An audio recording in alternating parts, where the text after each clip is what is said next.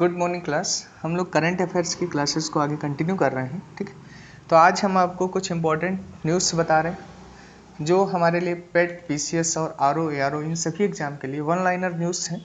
तो हम बहुत शॉर्ट में इन पे बात करते हैं। जैसे एक पहली न्यूज़ अगर हम बात करते हैं तो एक आईपीसी बहुत चर्चा में है। इंडियन पैनल कोड में एक धारा है 124A। पेपर के लिए इतना ही इम्पोर्टेंट है कि इसमें क्या है, तो ये देशद्रोह से संबंधित धारा है। अगर कोई भी जो हमारी लोकतांत्रिक सरकार होती है चुनी हुई, उसके खिलाफ लोगों को भड़काता है, उकसाता है या स्वयं उन गतिविधियों में संलिप्त होता है, तो उस पर देशद्रोह का आरोप लगाकर उसे 3 वर्ष से उम्र कैद तक की सजा जो होती है वो सुनाई जा सकती है। ये तो इसमें प्रोविजन है। न्यूज में इसलिए है कि सुप्रीम कोर्ट ने केंद्र सरकार से ये कहा है कि थोड़े दिन जब तक आप इसकी जांच ना कर लें तब तक ये प्रतिबंधित रहेगा। और साथ में एक टिप्पणी सुप्रीम कोर्ट ने की है कि हमें देश की स्वतंत्रता और अखंडता दोनों की परवाह है, लेकिन नागरिक स्वतंत्रताओं को भी ध्यान में रखना होगा। हाँ, ये भी मानते हैं कि ये कठिन है दोनों को संतुलित कर पाना, लेकिन नागरिक स्वतंत्रताओं को भी सुरक्षित करने की जिम्मेदारी है। तो इसी की वजह से उस पर जो हमारे तुषार मेहता हैं, सॉलिसिटर जनरल हैं, उन्होंने केंद्र सरकार का पक्ष रखा और इसका विरोध किया था। तो हमें पेपर के लिए इतना ही जानना है कि आईपीसी जो है वो देशद्रोह से संबंधित धारा है और उसमें सजा के रूप में 3 वर्ष मिनिमम और उम्र कैद तक की सजा हो सकती है। ये पहला जो है वो इम्पोर्टेंट आर्टिकल है, मतलब न्यूज है। अब हम दूसरी न्यूज की अगर बात करते हैं तो एक न्यूज बहुत ज़्यादा चर्चा में चल रही है। 61वीं बोडो साहित्य सभा, 61वीं बोडो साहित्य सभा। हमसे 2 प्रश्न पूछे जा सकते हैं कि ये कहाँ हुई। तो अगर स्थान पूछा जाएगा तो असम में यह आयोजित हुई। अच्छा, इस बार इतनी अहम क्यों हो गई कि इसमें जो रामनाथ कोविंद हैं ये पहले राष्ट्रपति बने हैं जिन्होंने इसमें भाग लिया। श्री रामनाथ कोविंद पहले ऐसे राष्ट्रपति बने हैं जिन्होंने इसमें पार्टिसिपेट किया हुआ है, तो इसलिए ये काफ़ी चर्चा में थी बोडो की साहित्य सभा जो है। ठीक, ये दूसरी न्यूज है। अब तीसरी न्यूज की अगर हम बात करते हैं तो हमसे प्रश्न ये पूछा जा सकता है कि वैवाहिक बलात्कार पर किस न्यायालय ने अपने विचार प्रकट किए हैं। हालांकि ये हमसे पूछा जा सकता है, यानी न्यूज हमारी जो है वो वैवाहिक बलात्कार से। इस पर हम काफ़ी डिटेल में एक अगला डिस्कशन करेंगे, लेकिन अभी हम पेपर के लिए थोड़ा शॉर्ट में करते हैं। पहला तो दिल्ली का जो हाई कोर्ट है उसने इस पर जजमेंट दिया है, दिल्ली का हाई कोर्ट। हालांकि इनका जजमेंट खंडित है। खंडित का मतलब क्या है कि जो बेंच है वो दोनों पक्षों में है। एक जो उसमें न्यायाधीश हैं वो ये मान रहे हैं कि जो इसमें एक धारा है 375 क्लॉज 2 करके है, तो उसमें ये बात दी गई है अगर कोई लड़की नाबालिग नहीं है तो उसके साथ अगर उसका पति यौन संबंध बनाता है तो वो अपराध नहीं है, मतलब यौन दुष्कर्म भी करे तो वो अपराध नहीं। तो इसे बेंच के एक न्यायाधीश हैं वो ये मानते हैं कि आर्टिकल 14 है, आर्टिकल 19 है, इन सब का ये जो है वो उल्लंघन है। ठीक, 14, 15 और 19 का उल्लंघन मानते हैं, आर्टिकल 14, 15 और 19 का। ठीक, और कुछ कहते हैं कि नहीं, विवेकपूर्ण और उचितपूर्ण तरीके से ये सब चीज़ें इम्प्लीमेंट होती हैं और इसलिए ये अपराध नहीं है। तो मुझे केवल इतना याद रखना है कि आईपीसी की किस धारा के तहत नाबालिग अगर लड़की नहीं है तो उसका पति उसके साथ शारीरिक संबंध बनाए वो अपराध नहीं माना जाता है, भला लड़की की इच्छा ना हो। ठीक, या यौन दुष्कर्म के श्रेणी में नहीं रखा जाता है। तो आईपीसी है 375 क्लॉज 2 इसके अंतर्गत। ठीक, ये हमें बात पहली तो समझनी थी। तो ये तीसरी न्यूज हमारी इंपॉर्टेंट है। चौथी न्यूज की अगर हम बात करते हैं तो एक प्रोग्राम जैसे पीएम बानी, काफ़ी दिन से एक चलता है पीएम बानी। ये वाईफाई कनेक्शन है। तो एक प्रोग्राम आया है रेलटेल। इसने ये किया है कि 100 स्टेशनों पर ये वाईफाई पीएम बानी को एक्सेस अवेलेबल करा देगा, 100 स्टेशनों पर। तो हमें याद रखना है कि रेलटेल ने 100 स्टेशनों पर पीएम बानी योजना शुरू किया है। ठीक है, अब हमसे ये पूछा जा सकता है कि ये कैसी कंपनी है या क्या है जो भी रेलटेल के बारे में। तो चलिए, हमें इतनी इंपॉर्टेंट चीज़ें हैं, ज़्यादा डिटेल में नहीं हम लोग चाहते हैं। ठीक है, तो इसमें इतना ही रखते हैं। एक काफ़ी इंपॉर्टेंट है फ्लोटिंग सीमा बहुत चर्चा में रही है। फ्लोटिंग सीमा, ये पांचवी न्यूज है हमारी, फ्लोटिंग सीमा। ठीक, इनके पहले तो बड़े सुंदर नाम रखे गए हैं। 3 फ्लोटिंग सीमाएं बनाई गई हैं जिनका नाम है नर्मदा, सतलज और कावेरी। ये क्या है? भारत और बांग्लादेश की सीमा पर कुछ फ्लोटिंग टाइप की चौकियां बनाई गई हैं। ठीक, उन्हीं के नाम रखे गए हैं नर्मदा, सतलज और कावेरी। ये क्या है? चौकियां हैं, चौकियां। इनका उद्घाटन किसने किया? तो हमारे गृह मंत्री अमित शाह ने किया। ये बनी किसके तहत है? गृह मंत्रालय के अंतर्गत में ही बनी है, यानी इनका जो रेगुलेशन किया है वो गृह मंत्रालय ने ही किया है, गृह मंत्रालय। ठीक, तो ये बातें आपको समझनी, ये इंपॉर्टेंट न्यूज है हमारे। उसके बाद अगर हम बात करें तो ये स्टार्ट किया गया है मालवीय मिशन। 6th न्यूज की अगर हम बात करते हैं तो है मालवीय मिशन। सबसे पहले हमसे पूछा जा सकता है कि मालवीय मिशन कौन मंत्रालय ने शुरू किया है? तो ये शिक्षा मंत्रालय ने, शिक्षा मंत्रालय। और शिक्षा मंत्री कौन है? धर्मेंद्र प्रधान। तो इसका मतलब इसका उद्घाटन प्रस्तुतकर्ता कौन रहा होगा? तो धर्मेंद्र प्रधान रहे होंगे, धर्मेंद्र प्रधान। ठीक, उद्देश्य की अगर हम बात करते हैं तो इसका उद्देश्य क्या है? जो उत्कृष्टता लाना। ठीक है, मेन उसका उद्देश्य है उत्कृष्टता लाना। जैसे 21वीं सदी में भारत के समक्ष कई चुनौतियां आ रही हैं, या हमके अंतर्राष्ट्रीय स्तर पर जो अच्छी अच्छी चीज़ें हैं वो कैसे आए, उसमें उनके बारे में डिस्कशन किया गया है। शिक्षक जो हैं, जो शिक्षा देते हैं, उनका मल्टी डायमेंशनल अप्रोच कैसे बने, वो इस तरीके के हैं। तकनीकी शिक्षा से कैसे चीज़ों को जोड़ पाएँ, तो इन सब चीज़ों के बारे में हमें केवल 2 ही प्रश्न पूछे जा सकते हैं कि किसने प्रस्तुत किया? धर्मेंद्र प्रधान ने। और दूसरा, किस मंत्रालय ने इसे इनिशिएट किया था? तो शिक्षा मंत्रालय ने शुरू किया था। ठीक, 7वीं न्यूज की अगर हम बात करते हैं तो एक राष्ट्रीय स्टार्टअप सलाहकार परिषद है, राष्ट्रीय स्टार्टअप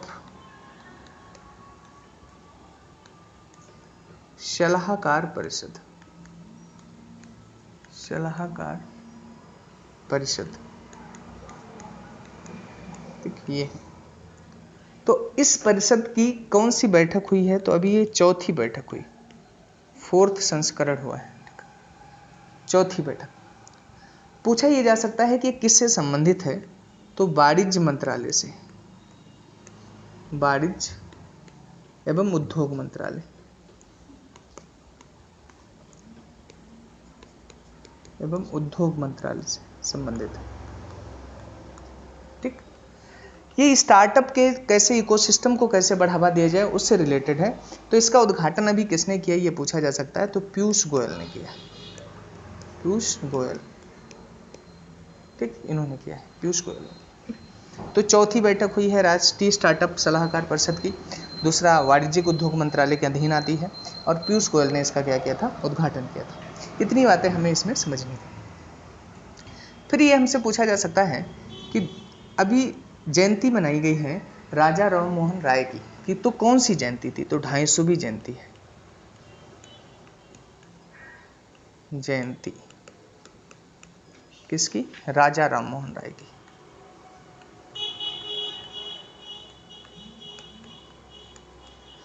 मोहन राय, इनके बारे में थोड़ी बातें समझ लेते हैं, क्योंकि इस इतिहास का एक बहुत अहम व्यक्तित्व है ये।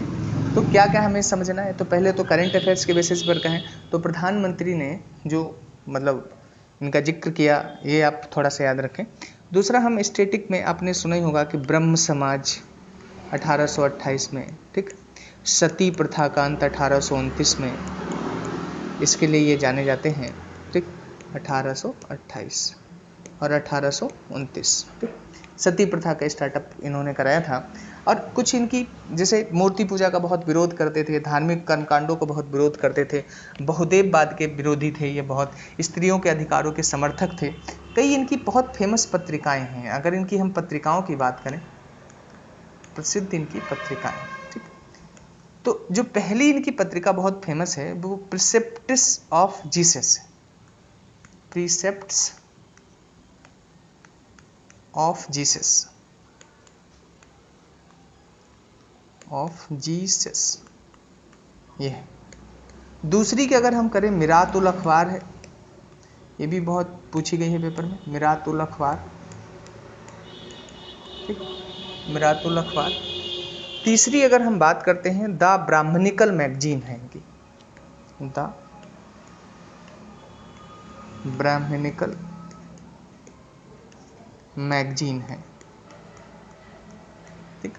चौथी की अगर हम बात करते हैं तो संवाद कौमुदी। बाकी इतिहास में हम बड़ा डिटेल में इन पर जिक्र करेंगे, तो अभी जो है इतनी बातें हमें याद रखनी है क्योंकि करंट अफेयर्स में इनकी चर्चा की गई है। एक राष्ट्रीय नेक्स्ट जो न्यूज है वो एक राष्ट्रीय पोर्टल बनाया गया, एकल राष्ट्रीय पोर्टल, जिसका नाम है बायो रेप, ठीक। इसका क्या फुल फॉर्म क्या है पहले तो ये समझ लीजिए, बायोलॉजिकल रिसर्च रेगुलेटरी अप्रूवल, ये फुल फॉर्म पूछा जा सकता है एक तो, ठीक है।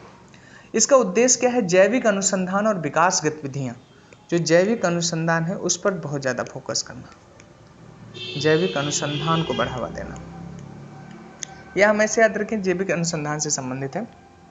लॉन्च करता जितेंद्र सिंह है, अगर हम यहीं पर लिखें जितेंद्र सिंह, और साइंस एंड टेक मंत्रालय से संबंधित है, साइंस एंड टेक मंत्रालय से संबंधित है, ठीक। इतनी बातें हमें समझना है। नेक्स्ट न्यूज की अगर हम बात करते हैं तो भारत का एक पहला अतुल्य भारत अंतर्राष्ट्रीय क्रूज सम्मेलन है, तो ये पूछा जा सकता है भारत का पहला क्रूज सम्मेलन कौन सा है, तो अतुल्य नाम से, भारत का पहला क्रूज सम्मेलन अतुल्य, ये है, ठीक। तो ये हमारे लिए इंपॉर्टेंट है, इसमें हमें कुछ डिटेल में जाने की जरूरत नहीं। दूसरी न्यूज की अगर हम बात करते हैं, ONGC एक हमारे पेट्रोलियम और नेचुरल गैसेस से रिलेटेड कंपनी है, जो भारत का एक एक्सचेंज है जिसे हम कहते हैं भारतीय गैस एक्सचेंज, गैस एक्सचेंज पर व्यापार करने वाली पहली कंपनी बन गई है, व्यापार करने वाली पहली कंपनी, ठीक है। तो ये बात हमें यहाँ से याद रखनी है। तो ये पहला गैस का हमारा जो भारतीय गैस एक्सचेंज है, ये भारत का पहला ही एक्सचेंज, गैस के लिए एक्सचेंज पहला एक्सचेंज प्लेटफॉर्म है, हम ऐसे कह सकते हैं कि इंडियन गैस एक्सचेंज जो है वो पहला प्लेटफॉर्म है, IGX नाम से शॉर्ट में ये देखने को मिलता है, ठीक। तो हमारे लिए पेपर के लिए क्या इंपॉर्टेंट है कि ये शुरू कब हुआ था, तो IGX की अगर हम बात करते हैं, इंडियन गैस एक्सचेंज जो है ये 2020 में स्टार्ट कर दिया गया था, ठीक। इस पर जो ट्रेड शुरू हो गया था वो 10 दिसंबर 2020 से, तो ये पहली कंपनी ऐसी बन गई है जिसने, अब इसकी बड़ी विशेषता है ONGC के बारे में आप कुछ बातें जान लीजिए, ठीक। 1956 में पहले तो इसकी स्थापना हुई थी। हेडक्वार्टर की बात करें तो न्यू दिल्ली में है, यानी नई दिल्ली में है इसका हेडक्वार्टर। 70% गैस का यही ट्रेड करती है इंडिया में, उत्पादन वगैरह करती है, ठीक। ये बातें हमें समझनी है। नेक्स्ट न्यूज की अगर हम बात करते हैं तो नेशनल डेटा एनालिटिकल प्लेटफॉर्म्स की बात करते हैं, नेशनल डेटा एनालिटिकल प्लेटफॉर्म। इसमें क्या है, सरकार के कई मंत्रालय इसमें जुड़ेंगे, विभाग जुड़ेंगे, वो अपना डेटा होंगे और डेटा को लोकतांत्रिक किया जाएगा, डेमोक्रेटिक किया जाएगा, अब कोई भी उसे एक्सेस कर सकता है जो लोगों को जानना चाहिए। तो किसकी पहल है, तो नीति आयोग की है, केवल इतना आपको समझना, नीति आयोग, नीति आयोग ने स्टार्ट किया, ठीक। आगे अगर हम बात करते हैं उसमें, तो नागरिक पंजीकरण प्रणाली रिपोर्ट एक 2020 की है, उस पर थोड़ा डिस्कशन करते हैं। नागरिक पंजीकरण प्रणाली रिपोर्ट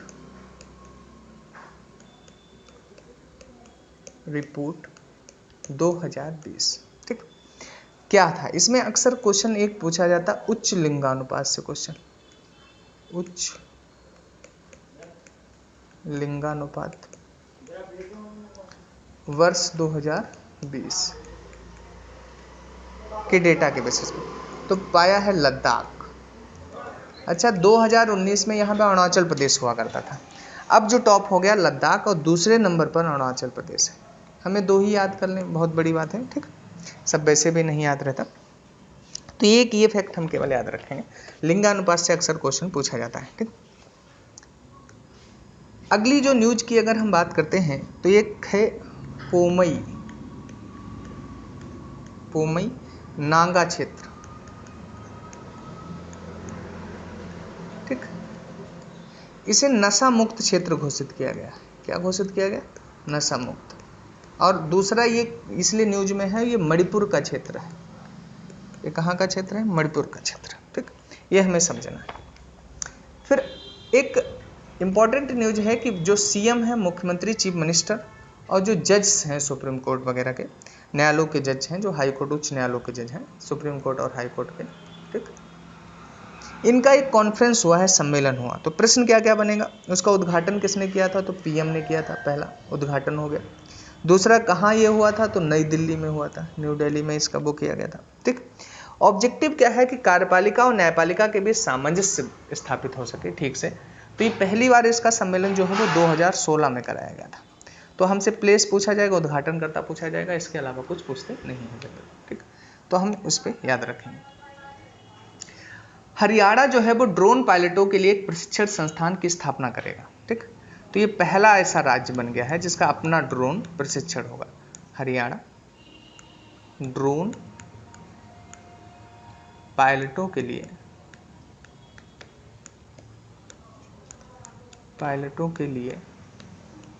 एक प्रशिक्षण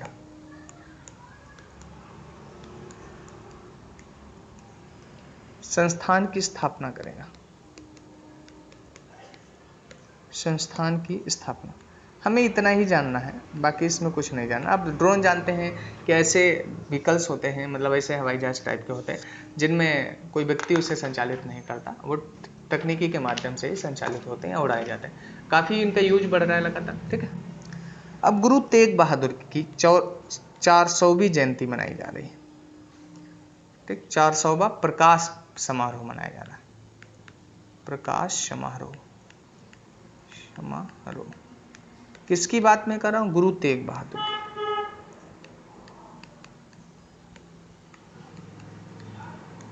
गुरु तेग बहादुर, ठीक। कहाँ अगर हम बात करें तो नई दिल्ली, लाल किले से इनका प्रधानमंत्री ने संबोधन किया था।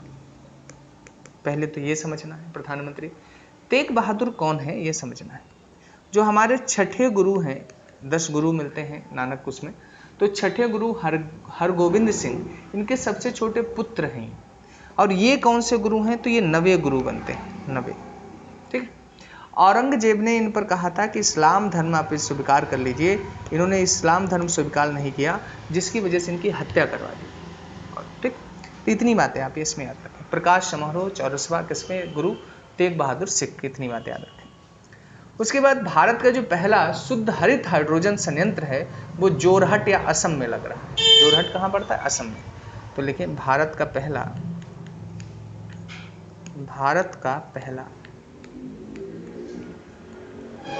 शुद्ध हरित हाइड्रोजन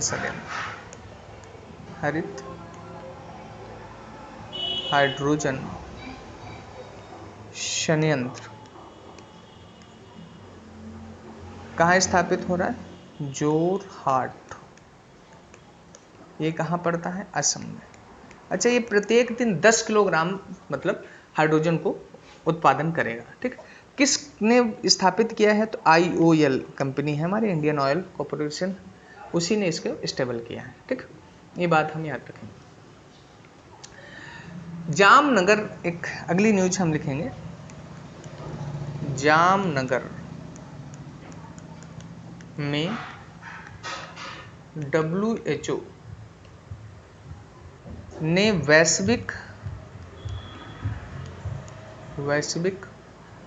पारंपरिक चिकित्सा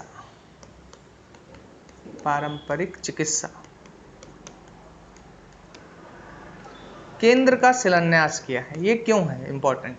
ये इस तरीके का जो पारंपरिक चिकित्सा से संबंधित जो मतलब संस्था है, ये दुनिया की पहली संस्था है जो यहाँ पर स्थापित की गई है, ठीक। और WHO के बारे में आप जानते होंगे, कुछ बातें याद रखना, ठीक, कि कब इसका गठन हो रहा था, तो 1948 में हुआ था 7 अप्रैल को, इसलिए स्वास्थ्य दिवस भी 7 अप्रैल को मनाया जाता है। जेनेवा जो स्विट्जरलैंड में पड़ता है, वहाँ पर इसका हेडक्वार्टर है, ये बात भी हम याद रख सकते हैं। इस समय के जो महानिदेशक हैं इसके, वे हैं टेड्रोस, क्या नाम है उनका, टेड्रोस अदानम। इतना याद रखेंगे तो ऑप्शन सही हो जाएगा, हालांकि उनका नाम पूरा होता है टेड्रोस अदानम गेब्रेयेसस। इथोपिया के हैं ये, कहाँ के हैं, इथोपिया के, इथोपिया। इतनी बातें। एक फिर हम लास्ट न्यूज के रूप में देख रहे हैं, सिपकिला जो दर्रा है, नहीं सिंकुला दर्रा है, हिमाचल प्रदेश का दर्रा, इस पर दुनिया की सबसे ऊंची सुरंग बनाई जा रही है। विश्व की सबसे ऊंची सुरंग,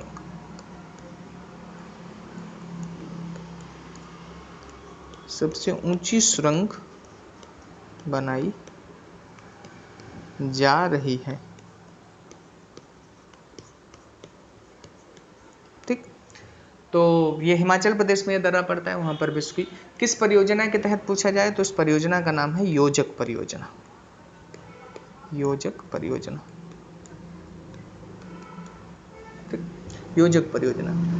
अब इसी में थोड़ी सी बातें अगर आप जान लें तो ये क्या बाउंड्री पर जो बनाता है वो हमारे एक संस्था है, BRO बोलते हैं, बॉर्डर रोड ऑर्गेनाइजेशन, ठीक है।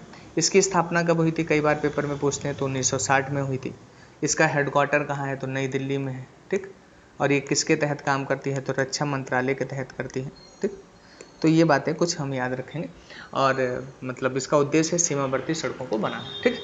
तो हमने आपको 20 न्यूज कवर की हैं 22 मिनट में। इसी तरीके से हम आधे घंटे में कम से कम आपका रिवीजन करा रहे हैं। पेट वाले बच्चे इसे ज़रूर देखें, क्योंकि ये सेलेक्टिव न्यूज़ हैं और आपको इससे बहुत फ़ायदा निकलेगा, पहुँचेगा मतलब, ठीक है। तो आज यहीं तक रखते हैं, थैंक यू।